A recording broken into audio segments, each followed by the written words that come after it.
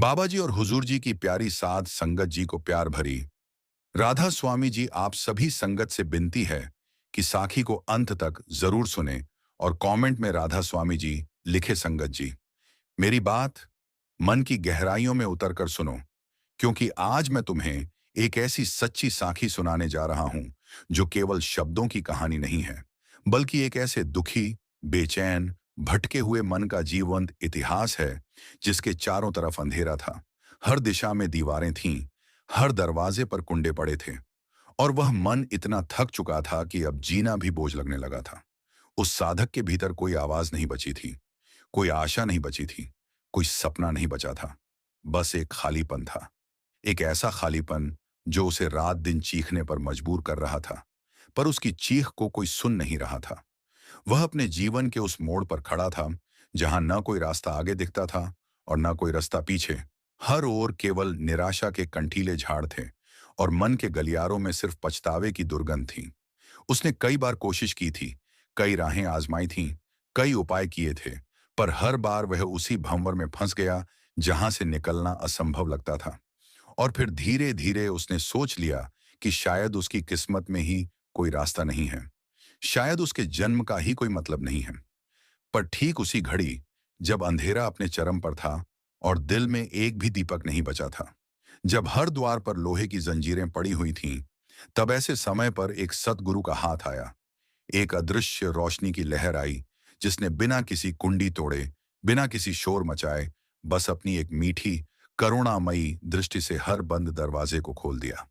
वह सतगुरु बिना किसी टेढ़े मेढ़े अनुष्ठान के, बिना किसी ऊंची दीवार के, बिना किसी बाहरी आडंबर के, सीधे उस दुखी मन के भीतर उतर आए और वहां इतनी मीठी आग जगा दी कि सारी निराशा जलकर राख हो गई।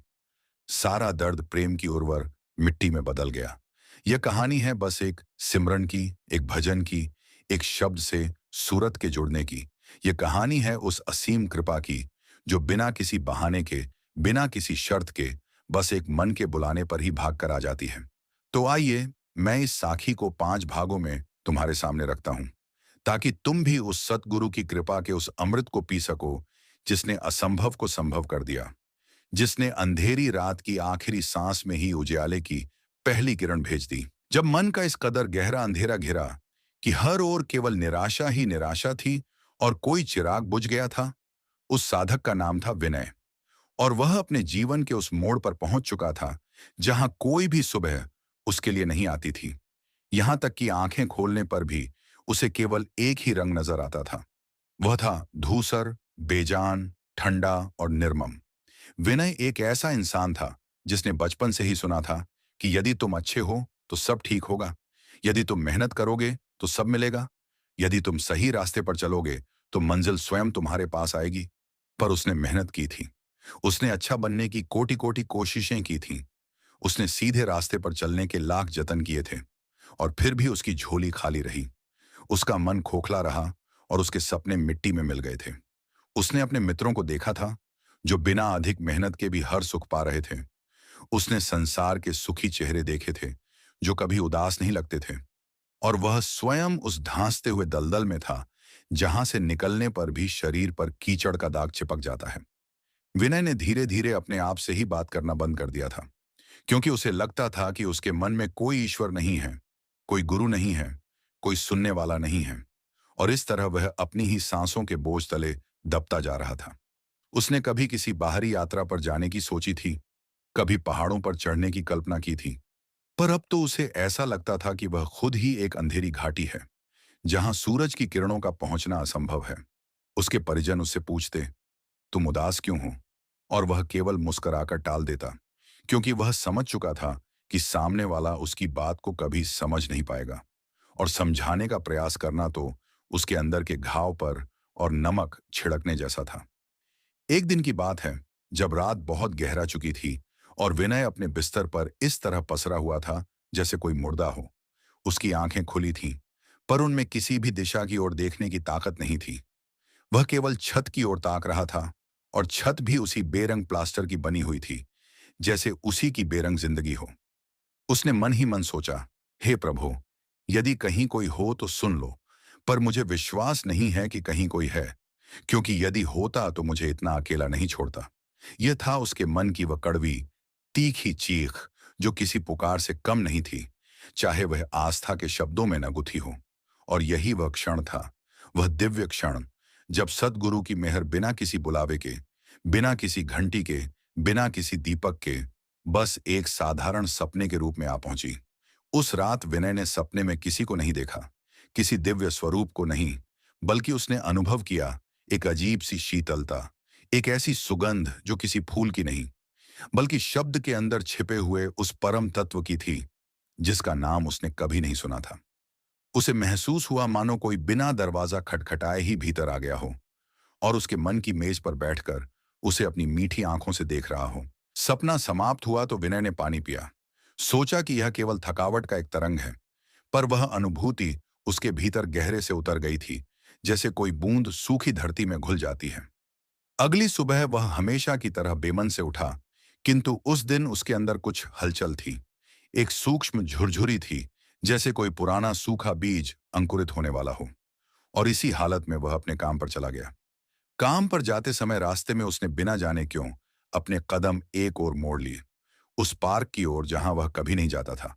और वहां एक पेड़ के नीचे एक बूढ़ा आदमी बैठा था, जिसके चेहरे पर ऐसी शांति थी मानो उसने जीवन के सारे तूफान पी लिए हों और अब उसकी झील में कोई लहर नहीं उठती। उस बूढ़े ने विनय की ओर देखा और बोला, बेटा, कुछ खोज रहे हो क्या? विनय ने कहा, नहीं बाबा, बस चल रहा था। तब बूढ़े ने धीरे से कहा, जब सब दरवाजे बंद लगें तो अंदर का दरवाजा खोलो, जो कभी बंद नहीं होता। यह सुनकर विनय के रोंगटे खड़े हो गए, मानो कोई उसके सीने की बात पढ़ रहा हो।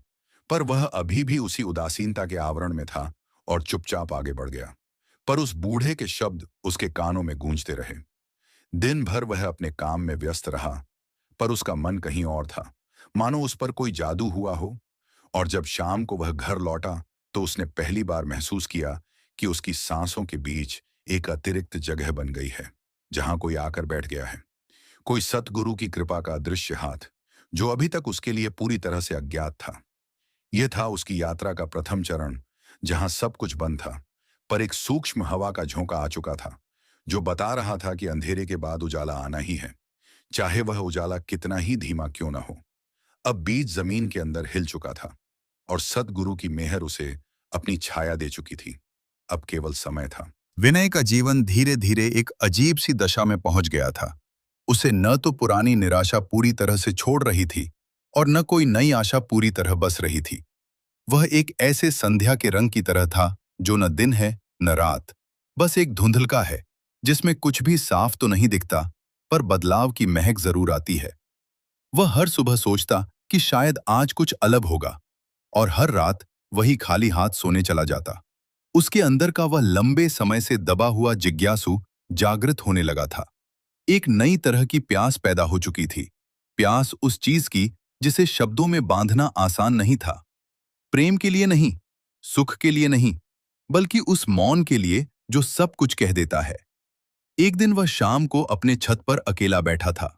आसमान में बादल उमड़ रहे थे और पहली बूंद जमीन पर गिरते ही उसने देखा कि एक बूढ़ा फकीरनुमा व्यक्ति सीढ़ियों से ऊपर आ रहा है, बिना किसी संकोच के, बिना किसी औपचारिकता के, जैसे वह उसी घर को जानता हो, उसी मन को पढ़ता हो।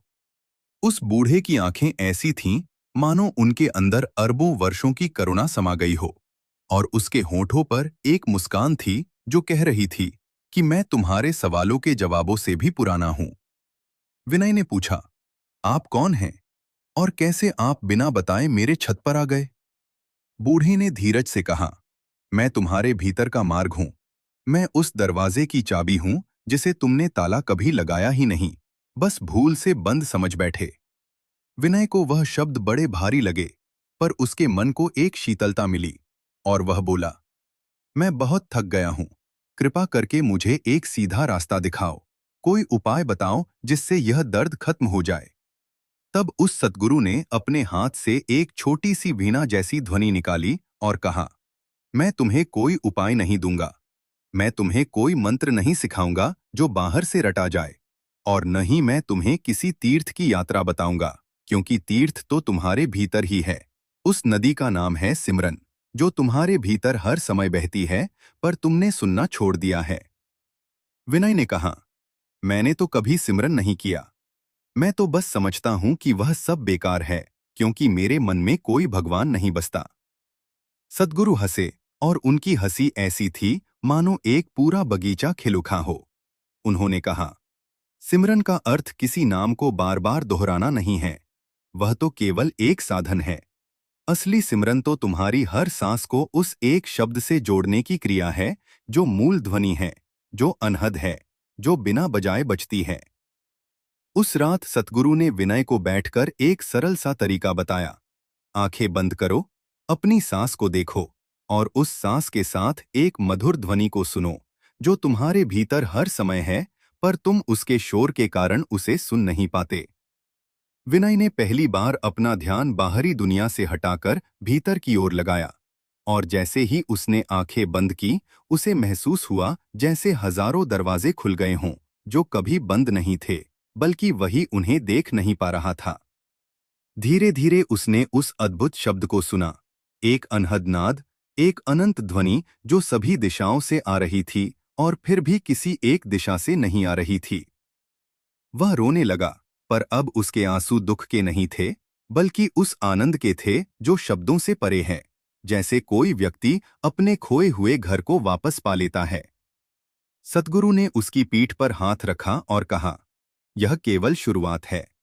अब तुम्हें हर दिन अपनी सूरत को इसी शब्द में लगाना है, हर सुबह और हर शाम, बिना किसी आग्रह के, बिना किसी लालसा के, बस एक प्रेमी के लिए अपने प्रिय का ध्यान करने जैसा। विनय ने वैसा ही किया। पहले दिन उसे बड़ी कठिनाई हुई, क्योंकि उसका मन बार बार बाहर भाग जाता था, पुरानी यादों में, पुराने दर्दों में। कभी कोई शोर सुनाई देता तो वह विचलित हो जाता। पर सद्गुरु की कृपा से उसने हार नहीं मानी। उसने समझा कि यह एक युद्ध है, पर यह युद्ध किसी बाहरी दुश्मन से नहीं, बल्कि उसकी अपनी मन की चंचलता से है। धीरे धीरे एक सप्ताह बीता, फिर एक महीना, और विनय ने पाया कि उसके अंदर का सारा दर्द पिघलने लगा है, जैसे सर्दियों में जमी बर्फ पर वसंत की धूप पड़े। वो अब उठता तो सीधे अपने सिमरन में बैठ जाता। उसे अब काम में अब वैसी उदासी नहीं आती थी, क्योंकि उसके पास अब एक ऐसा खजाना था जो उससे कभी छीना नहीं जा सकता था। सद्गुरु से उसका मिलन भौतिक रूप में केवल कुछ बार हुआ, पर हर बार सद्गुरु एक नया राज खोलते, कहते, देखो विनय, ये शब्द तुम्हारी सूरत का सहारा है। जैसे बिना सहारे के कोई पैदल यात्री अकेला डगमगाता है, वैसे ही बिना सिमरन के तुम्हारी सूरत बाहर की दुनिया की मिट्टी में लौटती रहती है। पर एक बार जब तुम इस अनहद शब्द से जुड़ गए, तो धीरे धीरे तुम्हारी सूरत उड़ना सीख जाती है, और यही असली जीवन है। बाकी सब बस एक सपना है। विनय ने गहराई से इस रास्ते को अपनाया। उसने पाया कि अब वो उन चीजों पर रोता नहीं जो पहले उसे रुला देती थीं, और वह उन चीजों में आकर्षित नहीं होता जो पहले उसे बांधती थीं। वह धीरे धीरे एक नए व्यक्तित्व का निर्माण कर रहा था, जिसकी नींव सद्गुरु की मेहर पर टिकी हुई थी, न कि संसार के सुख दुख पर। उसने एक दिन सद्गुरु से पूछा, हे नाथ, मैं पहले इतना दुखी क्यों था? और सद्गुरु ने उत्तर दिया, इसलिए कि तू अपने को अलग समझता था इस विशाल सृष्टि से। पर जब तूने सिमरन के माध्यम से शब्द की यात्रा आरंभ की, तो तुझे पता चला कि तू कभी अलग था ही नहीं। तू हर पल उसी एक सत्ता में डूबा हुआ था। बस तेरी नजर बाहर थी, अब भीतर आ गई। ये सुनकर विनय के नेत्रों से फिर आंसू बह निकले, पर ये आंसू एक ऐसी कृतज्ञता से भरे थे जो जन्मों की खोज के बाद मिली है। ये आंसू सद्गुरु के चरणों में अर्पित थे, और उस क्षण से विनय पूरी तरह से बदल गया था। जैसे कोई मरा हुआ दिल फिर से धड़कने लगे, जैसे बरसात के बाद सूखी नदी में बाढ़ आ जाए। उसकी आंखों में अब एक नया प्रकाश था, और उसने मन ही मन ठान लिया कि अब वह इस सिमरन के रास्ते से कभी डगमगाएगा नहीं, और न ही कभी बाहरी आडंबरों में फंसेगा, क्योंकि सद्गुरु ने उसे सीधा रास्ता दिखा दिया था। रास्ता सूरत का शब्द से जुड़ने का, जो कि सबसे सरल और सोलहों आने सच्चा मार्ग है। जैसे जैसे विनय का सिमरन गहराता गया, उसके जीवन में ऐसे उतार चढ़ाव आने लगे, जैसे कोई साधक जब अंतर यात्रा पर निकलता है तो रास्ते में कई भूत प्रेत उसका रास्ता रोकते हैं, पर सद्गुरु की कृपा हो तो वह भूत भी मित्र बन जाते हैं। विनय ने पाया कि जितना अधिक वह भीतर जाता है उतने ही अधिक पुराने संस्कार उसे खींचने लगते हैं। कभी तो उसका मन उसे कहता कि ये सब बेकार है, बाहर जा, दोस्तों से मिल, फिल्म देख, और कभी वो सोचता कि सिमरन तो एक उदासी का और बोझ बन गया है। पर जब वो ऐसा सोचता तो सद्गुरु की कृपा उसे तुरंत याद आ जाती कि यह तो मन का खेल है, असली यात्रा तो सुख दुख के पार है। एक दिन विनय सुबह सुबह अपनी कोठरी में बैठा सिमरन कर रहा था। उसकी आंखें बंद थीं, शरीर स्थिर था, पर अचानक उसके मन में एक तूफान आ गया। वो सोचने लगा कि मैं ये सब क्या कर रहा हूं? क्या इससे मेरी नौकरी बढ़ जाएगी? क्या इससे मेरा परिवार बदल जाएगा? क्या इससे मेरी जेब में पैसे आ जाएंगे? ऐसे विचारों की झड़ी लग गई, इतनी तीव्र कि विनय का पसीना छूट गया। उसने महसूस किया जैसे उसके सीने पर कोई पहाड़ रख दिया हो।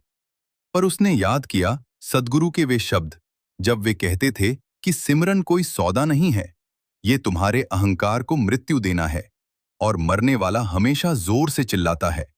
इसलिए जब तुम सिमरन करने बैठो तो तुम्हारा अहंकार चिल्लाने लगेगा, तुम्हारी पुरानी आदतें तुम्हें छोड़ना नहीं चाहेंगी।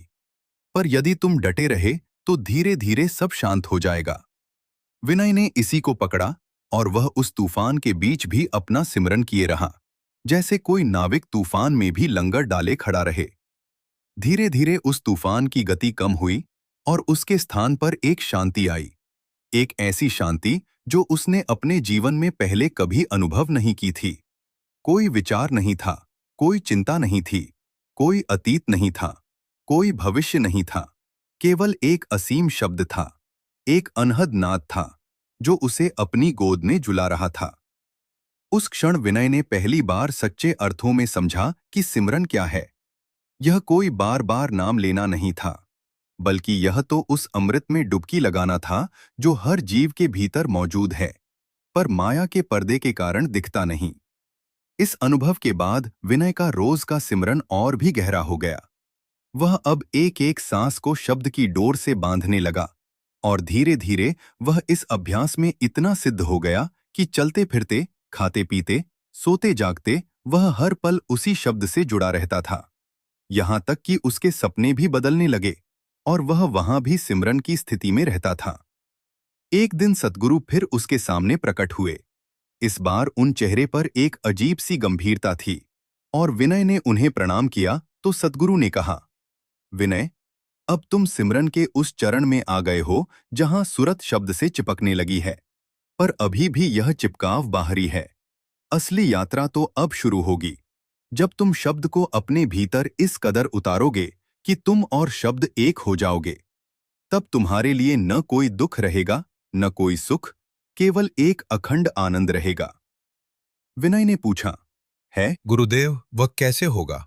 सद्गुरु ने मुस्कुराकर कहा, जैसे नदी समुद्र में मिलकर अपना अस्तित्व खो देती है और स्वयं समुद्र बन जाती है, वैसे ही तुम्हारी सुरत जब इस अनहद शब्द में विलीन हो जाती है, तब वहां कोई सुरत नहीं बचती, कोई शब्द नहीं बचता, केवल एक अद्वैत का अमृत बचता है, और उस अमृत का नाम है सद्गुरु कृपा।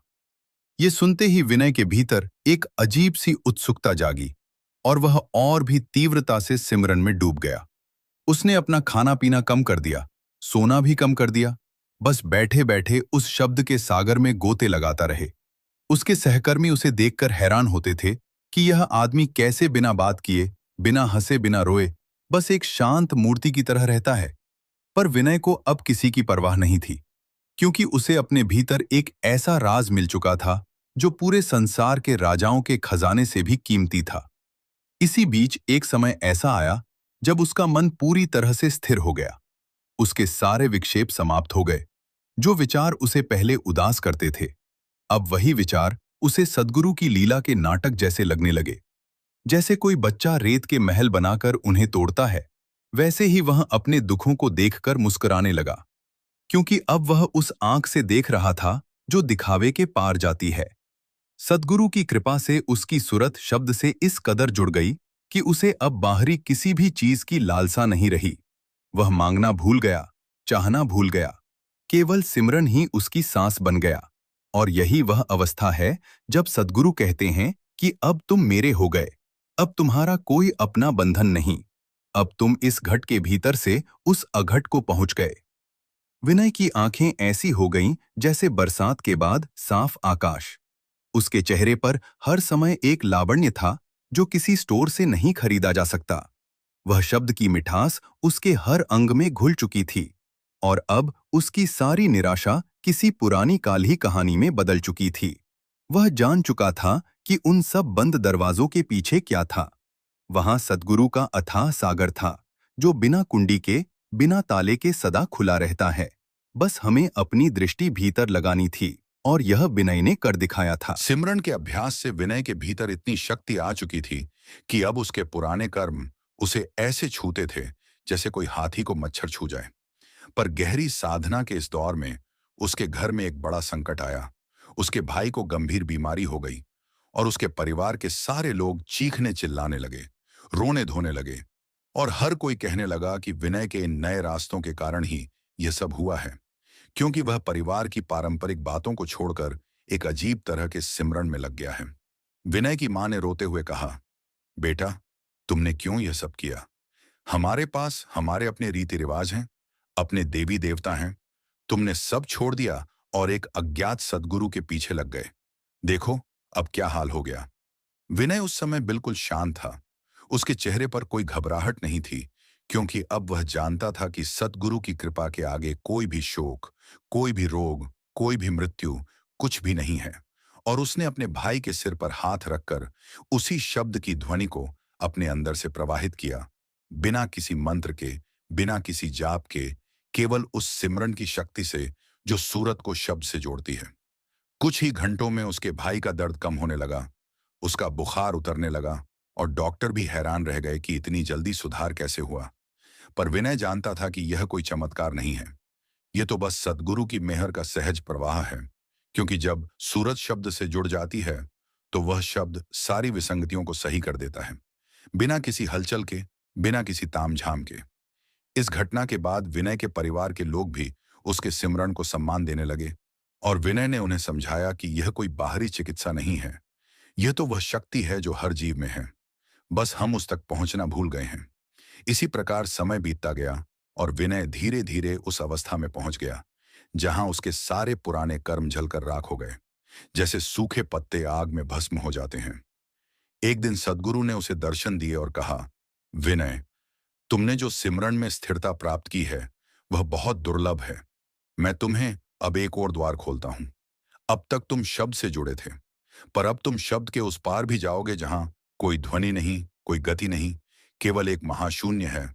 पर वह शून्य खाली नहीं, वह परिपूर्ण है। विनय ने कहा, हे सद्गुरु, कृपया मुझे ले चलो उस पार, क्योंकि अब मुझे इस शरीर का या इस मन का कोई मोह नहीं रहा। सद्गुरु ने उसकी ओर देखा और उसी क्षण विनय की सूरत उसके शरीर से अलग हो गई। वह अपने आप को एक प्रकाश रूप में देखने लगा, एक ऐसा प्रकाश जो न सूरज जैसा था, न चांद जैसा, बल्कि उससे भी अधिक सूक्ष्म था। और यह प्रकाश ऊपर उठने लगा, सारे आकाश को पार करके। उसने देखा असंख्य ब्रह्मांड, असंख्य सूरज, असंख्य चांद, पर कोई भी चीज उसे बांध नहीं पा रही थी, क्योंकि वह तो सद्गुरु के शब्द की डोर से बंधा हुआ था। वह उस अनंत यात्रा पर निकल गया जहां समय का कोई अर्थ नहीं था, जहां स्थान का कोई अस्तित्व नहीं था, केवल एक अखंड चेतना थी। और अंततः वह उस बिंदु पर पहुंचा जहां से सब कुछ शुरू होता है और सब कुछ समाप्त होता है। वहां सद्गुरु स्वयं उसकी प्रतीक्षा कर रहे थे, लेकिन इस बार सद्गुरु का रूप कोई मानवीय नहीं था, बल्कि वही एक अद्वितीय सत्ता थी जिससे यह सब उत्पन्न हुआ है। और उस सत्ता में विलीन होते ही विनय ने जाना कि उसकी आत्मा ही वह सत्ता है जो कभी पैदा नहीं हुई और कभी नहीं मरेगी।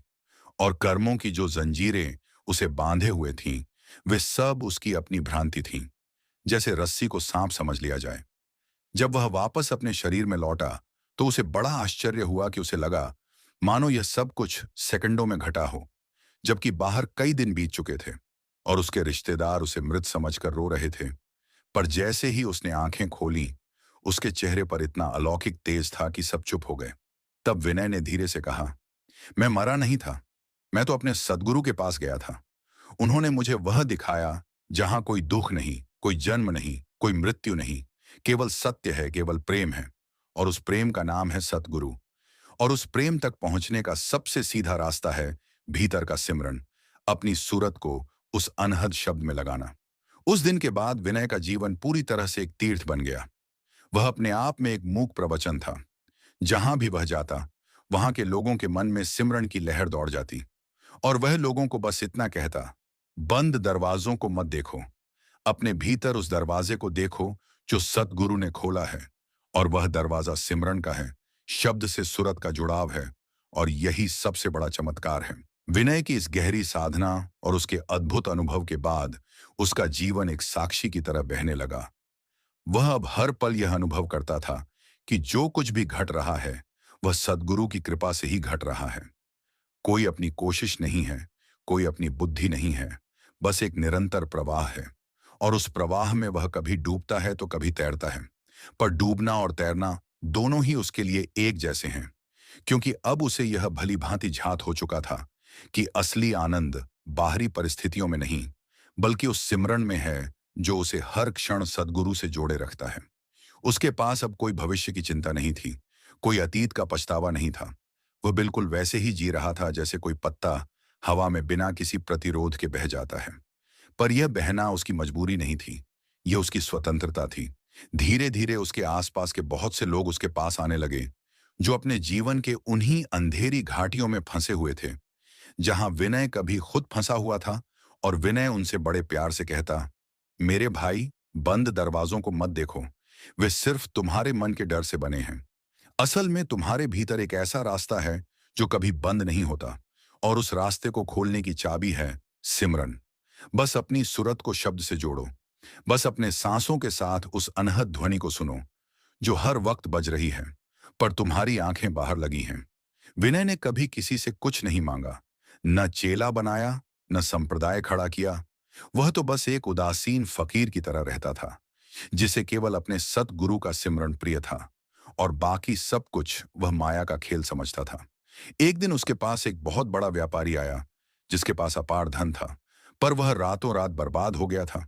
उसने विनय से कहा, मुझे कोई उपाय बताइए जिससे मेरा धन वापस आ जाए। मैं मंदिर जाऊंगा, हवन करूंगा, कुछ भी करूंगा। विनय ने धीरे से कहा, मैं तुम्हें कोई उपाय नहीं बताऊंगा, क्योंकि उपाय तो केवल एक है, और वह है अपने मन को शांत करना। धन आएगा जाएगा, शरीर आएगा जाएगा, पर जो तुम्हारा सच्चा धन है वह सद्गुरु की कृपा है, और वह तो तुम्हारे अंदर ही है।